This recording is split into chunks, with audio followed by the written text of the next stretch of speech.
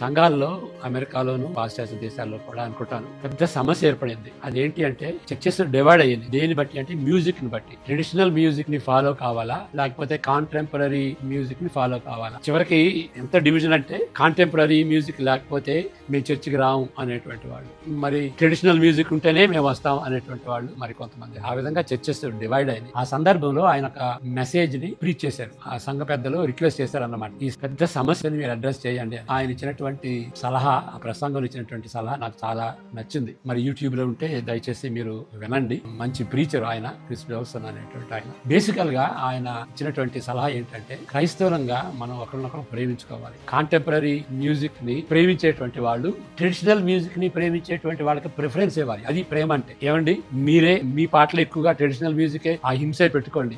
వాళ్ళేమనాలి, పియానోతో ఆ హింసతో వేసేటువంటి వాళ్ళు, మీరు గిటార్ తో మరి కీబోర్డ్ తో మీరే ఎక్కువ పాటలు పాడుకోండి అని నిజమైనటువంటి ప్రేమని వ్యక్తపరచుకుని you should prefer the others. అప్పుడే మన సంఘాలలో ఐక్యత ఉంటుంది.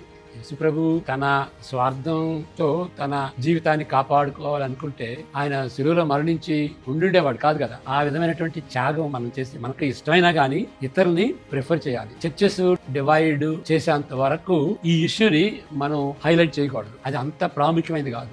ఐక్యత కలిగి ఒకరినొకరు ప్రేమించుకుని ఇతరులను ప్రిఫర్ చేసుకుని దానికి ఉన్నటువంటి ప్రాముఖ్యత కంటే ఇది ఎక్కువ కాదు. ఏ మ్యూజిక్ ని మనం అవలంబించాలనేది అంత ముఖ్యమైనది కాదన్నమాట.